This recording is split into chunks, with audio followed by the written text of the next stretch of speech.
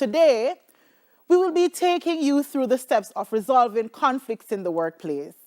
I am Kayan Johnson. All right. Now, in resolving conflicts in the workplace, conflicts really exist everywhere. And we also have them in the workplace. We have diverse personalities. We have people who have difference in beliefs, people who have difference in religion, political affiliation. And we also have people really being passionate about their own personal interest. Now, when we talk about conflicts in the workplace, I'm sure you can think of some reasons. There may be conflicts that may arise in the workplace. And today we're going to explore a few of those reasons. We're also going to explore how do we resolve these conflicts. So let us take a look at our objectives for today. We will be identifying the potential sources of conflicts within an organization.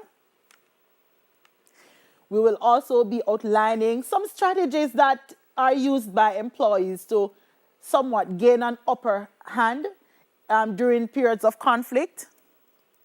We'll also be looking at what are some strategies used by employers to gain an upper hand during the period of conflict. And we'll also be looking at how do we resolve these conflicts? How do we come to an agreement, employers and employees? Now, as we go into our first objective, identifying sources of conflict in an organization, let us look at the CSEC question.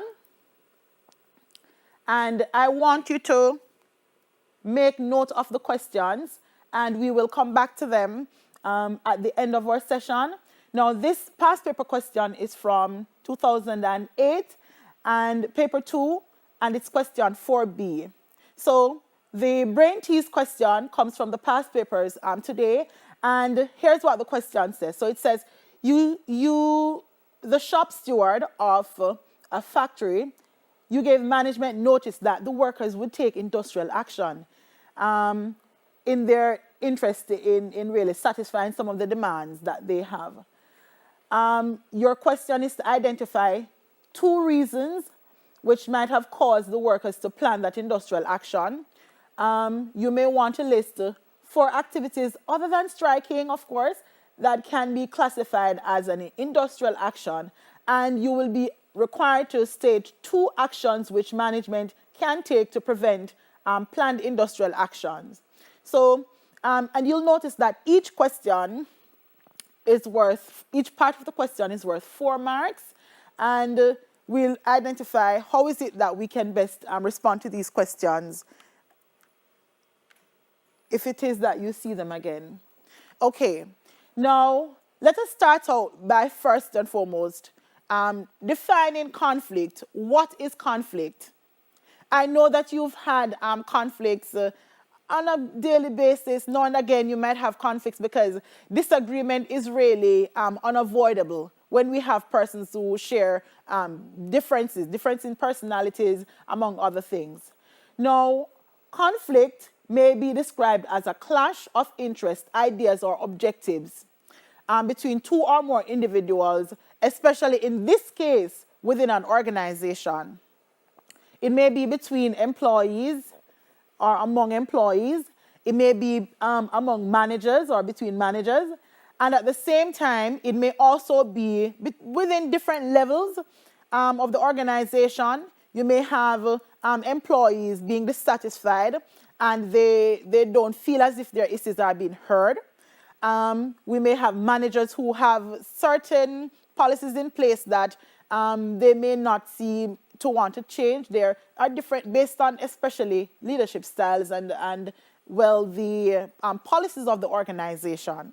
So we're going to explore a little bit of what are some of these factors that may cause conflicts in the workplace. Now, let us look at a few of them.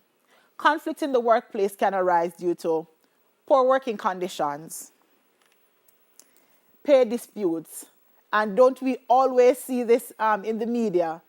Everybody wants more pay in their pockets. Everybody wants to live a better life and be able to pay the bills and take a vacation and take care of their kids. Pay dispute is one of the conflict that may arise in organizations more often. All right. We also have sexual harassment may cause conflicts, and you might hear, especially with the Me Too movement, this may be in the media over the most recent years. Let's see what are some of the other conditions that might really give rise to conflicts in the workplace. Job security issues. We may have an unfair dismissal, and sometimes you also hear of this in the media. We have persons who feel as if they were unfairly dismissed, or sometimes we have these persons seeking some resolution, especially through the Ministry of Labour and other sources.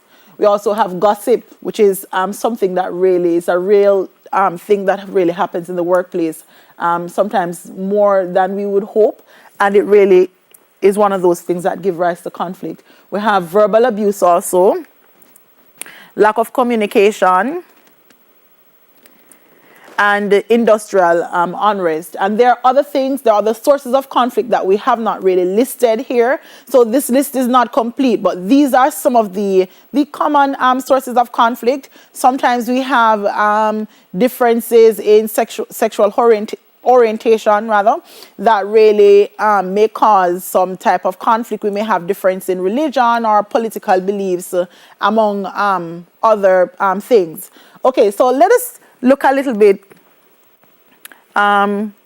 further into the topic and move on to our second objective. So we're going to be outlining some of the strategies that are used by both employers and employees to gain the upper hand during periods of conflict. And to get started, we're going to look at strategies used by employees to gain the upper hand in conflict. Because if you think back on the last conflict you had, many times people really try to really gain the upper hand so that their needs are met, or their point of view is brought across, or they end up being the satisfied party within a conflict. Therefore, let us explore some of these strategies that have been used by employees to somewhat gain an upper hand in conflicts. So the first one we'll be looking at today, we call it work to rule. Now, it is the hope of every employer that employees really go above and beyond the call of duty, give it their best shot, work overtime. They're reliable. You can always count on them to really go outside of their stipulated duties when called upon. Now, work to rule is one strategy used by employees to put up a fight within conflicts. And this happens where employees report to work, but they only complete the task that they have been assigned. So they work strictly on just jobs that have been stipulated in their job description. And they really restrict what tasks they put their hands to. So work to rule is one method that employees use to gain some sort of an upper hand in conflict in the workplace. Let's look at another one. Go slow. Now, this is where employees, yes, they show up at work, but they deliberately go at a slower pace, not exerting too much energy to really get the job done. So work that they could complete within a day, they may stretch it out a little longer. And it really is not these strategies that are used by employees. It is sometimes not really favorable, especially for the company on a whole, especially if it is that we have like a production process and they are really hampering the production process, or really acting in such a manner that it really impedes on the production within that organization. But when people are dissatisfied, you can expect certain actions if it is that they feel as if they're not heard. And as long as these actions are legal, and these are some of the ways in which you can really express as a worker your dissatisfaction, and especially if you're unionized, right? So we have a go slow strategy that is sometimes used. We have an overtime ban. And remember, I said earlier, this is overtime is sometimes what we use to earn a little bit more on our salary, but in some cases, we're not necessarily paid for overtime. So think about even teachers, and I can relate as a teacher. Our work doesn't end, if the school day ends at 2 o'clock, our work don't really end at 2 o'clock. We work sometimes late into the night and early in the mornings before we start our day. So overtime ban is where employees really refuse to work overtime. So if you used to stay behind at work and try to really help out, not necessarily to the benefit of getting any overtime pay, but you are just committed to your job and you want to give a little bit more. If we have an overtime ban imposed or agreed upon by employees, they may decide to, as the workday ends, you might see them start packing up. If the workday ends at 2 o'clock, they start packing up at 5 minutes to 2. And as it strikes 2 o'clock, everybody gets up and leave. So overtime restriction is one strategy that is also used whenever we have workplace conflicts. Okay, calling in sick, a sick out. Unionized workers may all call in sick or take a sick leave at the same time. And calling in sick is really one of those strategies that cannot really be used by especially essential workers. It is not really advised that essential workers call in sick altogether. But it is something that really happens when we have conflict in the workplace. We have employees trying to get their grosses settled. So this is one method they might use. So they might all try to get sick leaves from the doctor's office or offices to provide proof that they were sick, so as not to really have a dip in their pay, even though it sometimes involves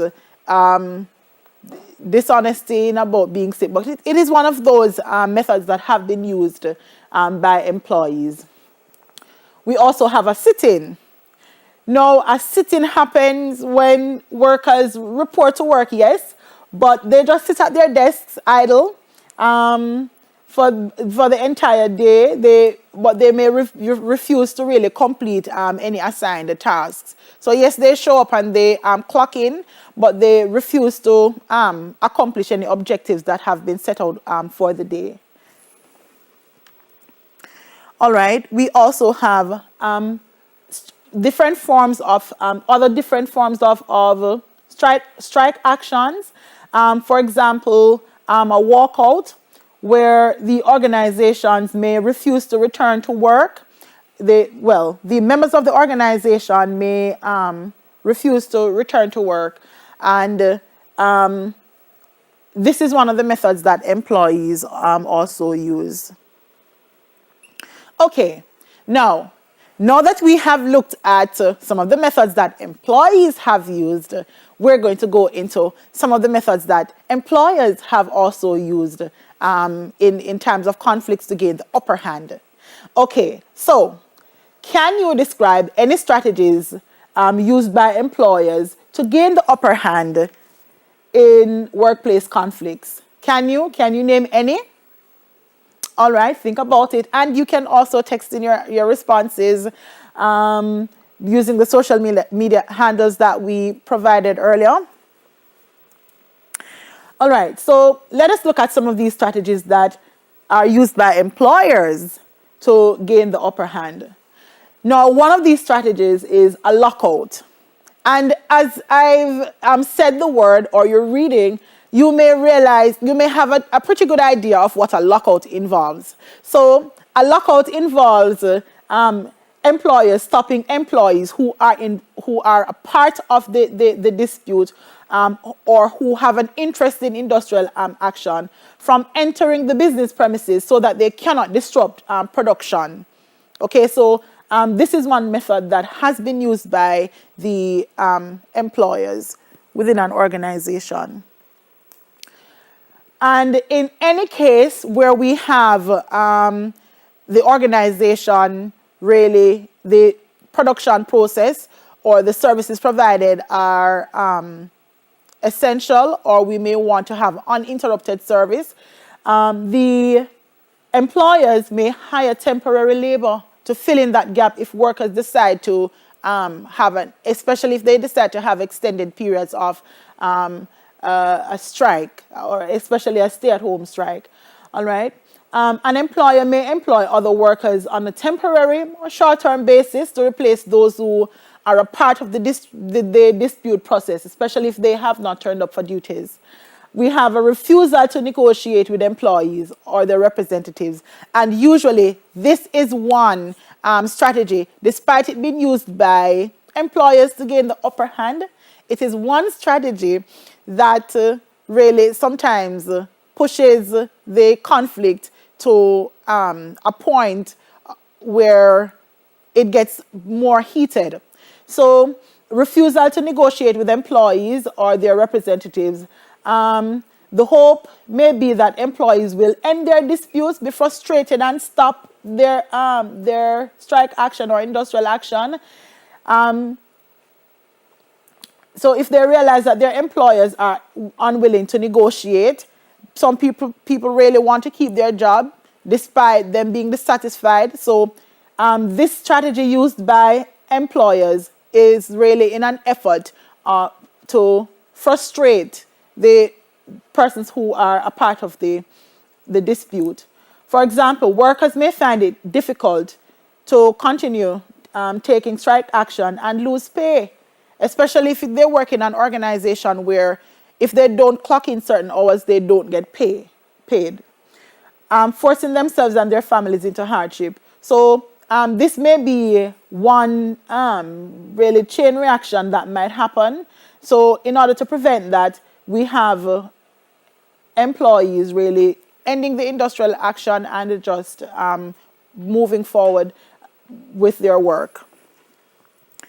All right, and one last tactic that may be used by the employers is what we refer to as scare tactics. So there may be threats of dismissal or disciplinary action against those who choose to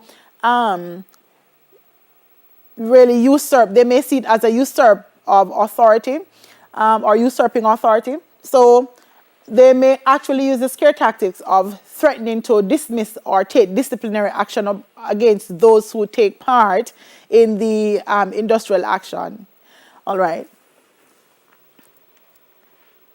So let us look back at our brain tease question.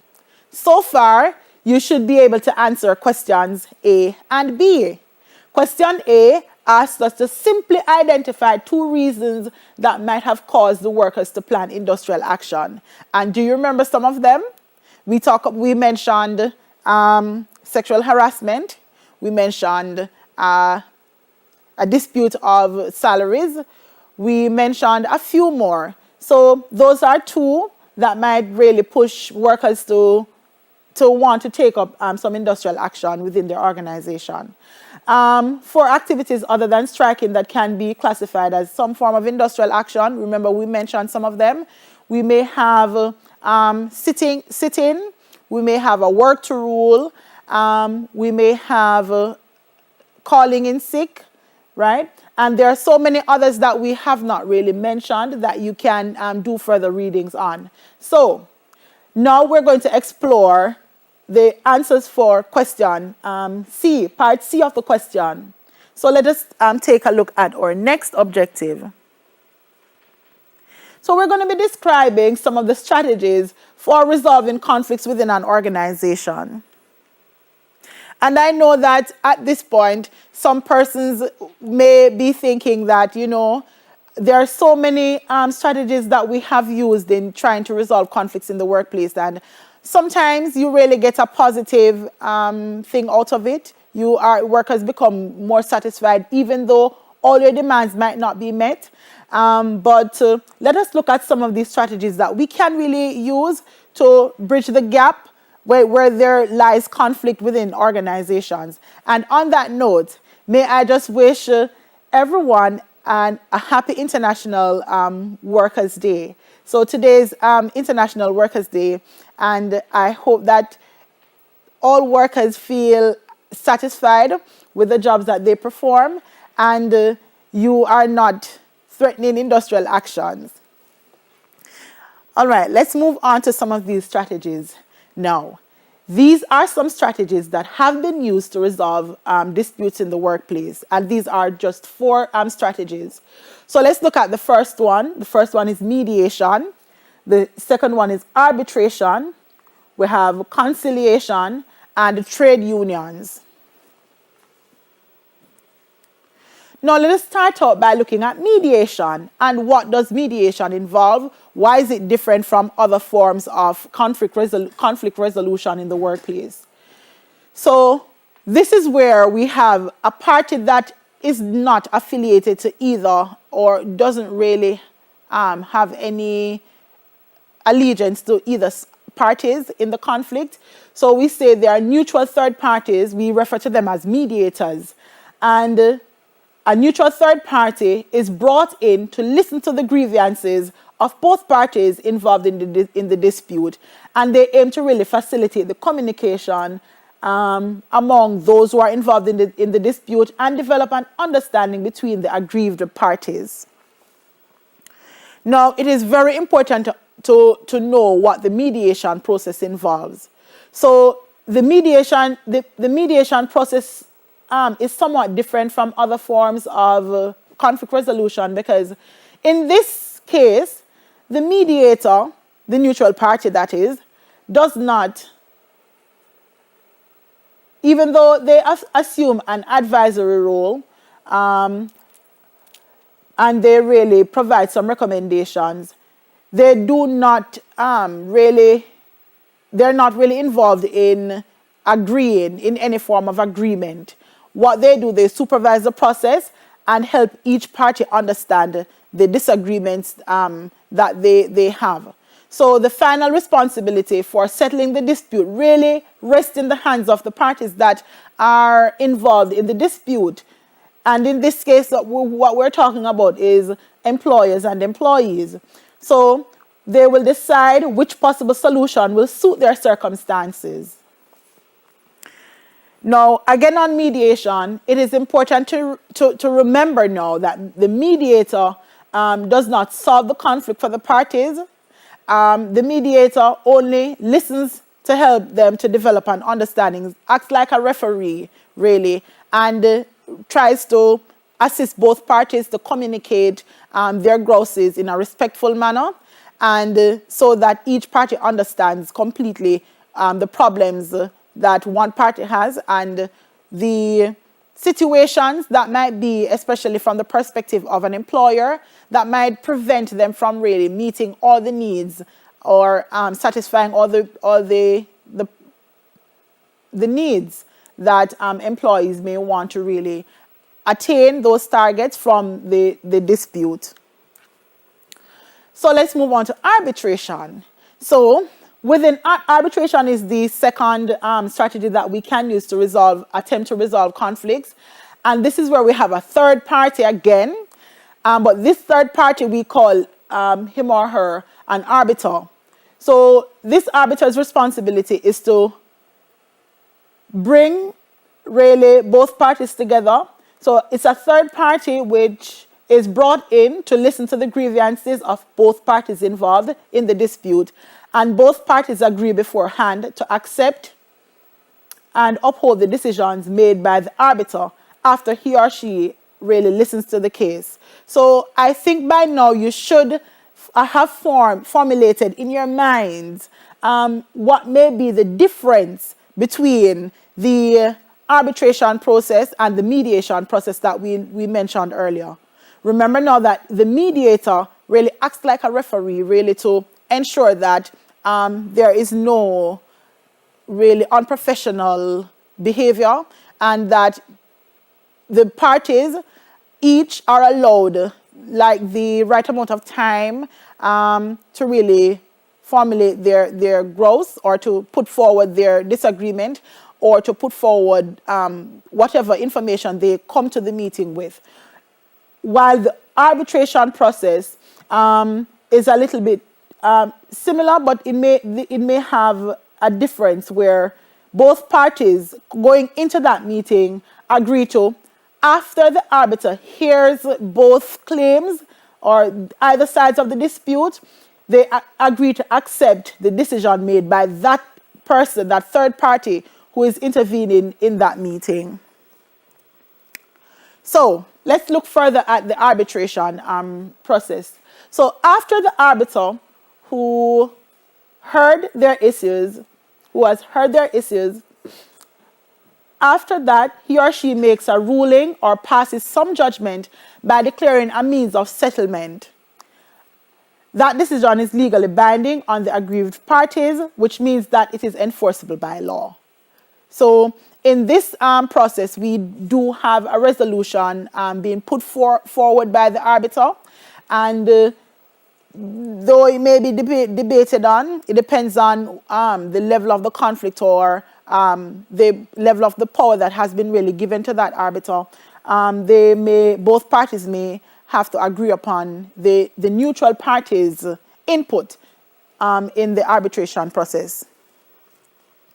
So again, the arbiter who comes in and listens to both sides of the parties, that person then solves the conflict for them, which is legally binding, and we say that means enforceable by law once more.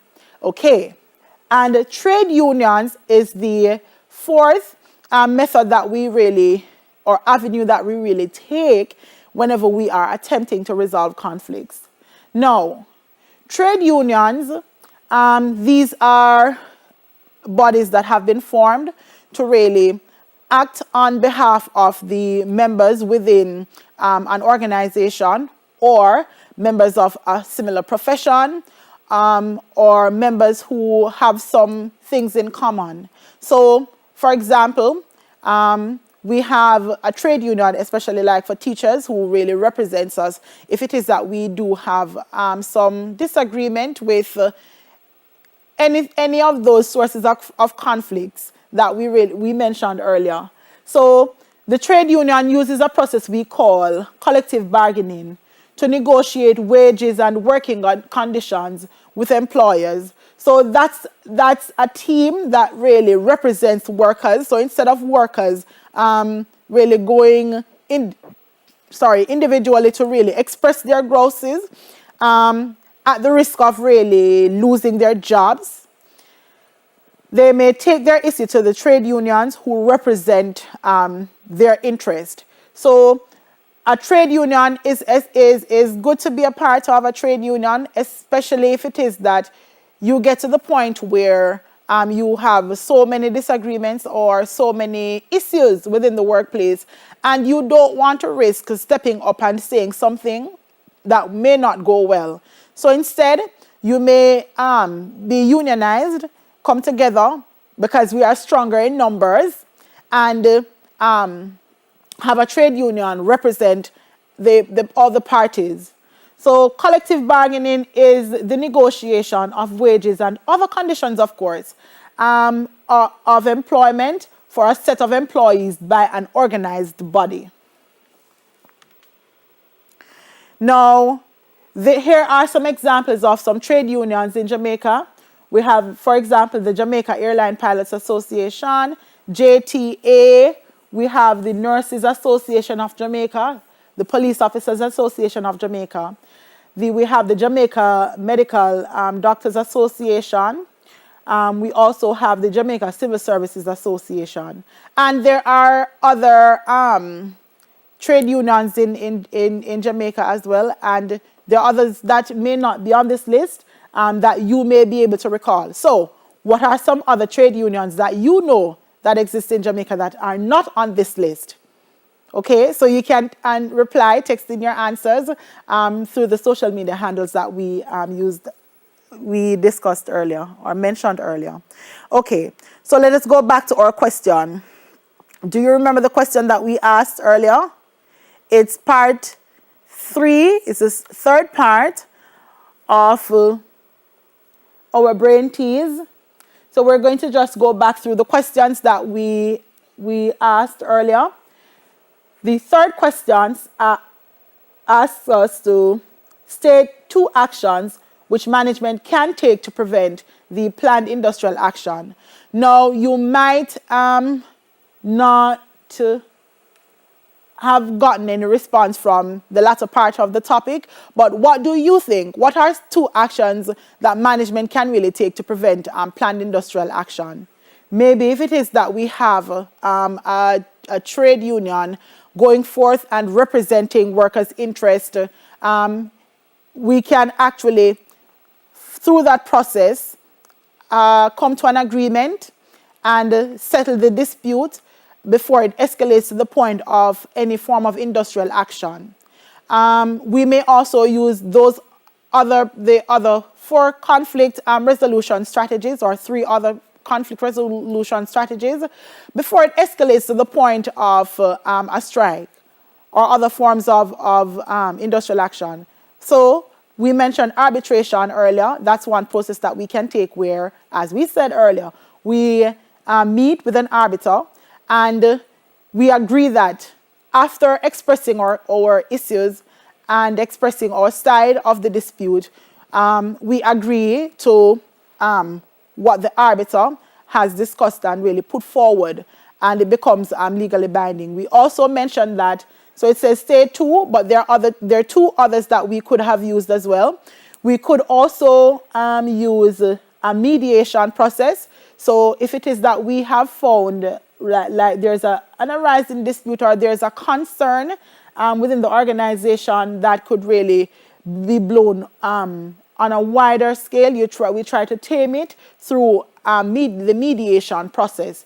And this is where we, as we say, we have a mediator or a neutral party that steps in and acts like a referee, as I said before, really listening to both parties and ensuring that there is some form of disciplined conduct, ethical practices are involved in the mediation process.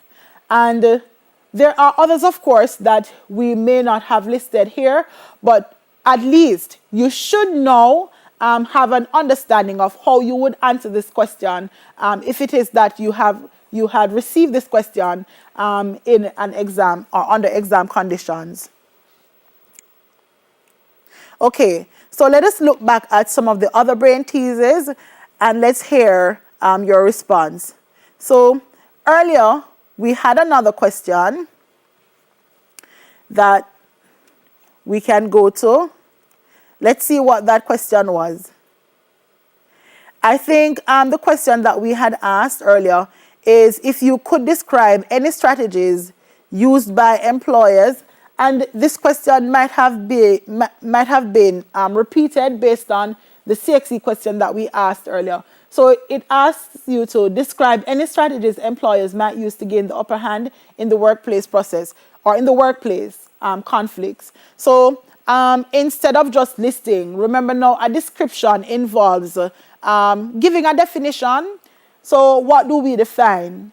So what we may start by defining is conflicts, and you may then list what these strategies may be, and then you expound on these strategies. So that is how we would take on the description process. The description process would involve, let us say that we're describing strategies the employers might use to gain upper hand. Okay, so the employees, let's say we're focusing on a lockout, right? And that process involves, preventing workers who are a part of the dispute from coming into our organization and disrupting the production process, all right? What we may have, if it is that you are trying to really do the description, you can mention the definition that I just gave you. And then in addition to that, you can give an example. And that is really effective in your description. Okay, now let's look at another brain tease. Let's see if we have at least one more brain tease before we wrap up. Okay, so I think that's all the brain teasing for today. Let us go back to our objectives. All right, so today we discussed a few things. We discussed identifying potential sources of conflict within an organization. And remember now, we mentioned a few of them, like the dispute about other working conditions. I also mentioned others that were not really listed. For example, differences in, we have conflicts that arise from politics or religious conversations. And that's one thing that we always say, that we do not bring politics or religion discussions in the workplace, because it's something that we can go on and on about. All right, so, and there are many other sources of conflict in the workplace. We spoke about sexual harassment as well earlier. We also spoke about unfair treatment of workers, or unfair dismissal of workers. Those might be the sources of conflicts in a particular workplace. In our second objective, let's look at if we attain that objective. Okay, so we were supposed to be able to outline strategies used by employees to gain an upper hand during the period of conflict. And yes, we did. Remember what we mentioned? I know you can recall some of them. Okay, so earlier we spoke about unionized workers may call in sick. We spoke about sitting in or work to rule. And there are other strategies that workers might take in order to really hear their voices. They may have like picketing, or they may go out with placards and go on that form of strike, or we may have persons staying home, right? We also attained objective 3. Let's look if we really achieve that objective. Were we able to outline the strategies used by employers to gain an upper hand during periods of conflict? Yes, we did. Let's hear some of them now. So we mentioned that workers may have a form of a lockout. We also mentioned that workers may actually get replacement workers for persons who are really involved in industrial actions, especially if they decide to stay away from the workplace during that period of time. And we may also have employees trying somewhat of a scare tactic to maybe threatening to lay off employees. And these scare tactics really are used to persuade employees to discontinue their industrial action, because they may be in fear of losing their jobs, losing their income, and having to really go back to the drawing board of finding a job. Okay, and the last thing that we described today were the strategies that we use for resolving conflicts in an organization. And I think we discussed about 3 of them today. We mentioned, what are those three that we mentioned? I know you can remember them because 2 of them are similar, right? And we have one that we mentioned also. We have trade unions, where we have a body representing a group of workers within an organization. We also had mediation, and we also had arbitration. And if there are other methods of resolving conflicts, I know you can name more than what I've just listed, but that's all for today.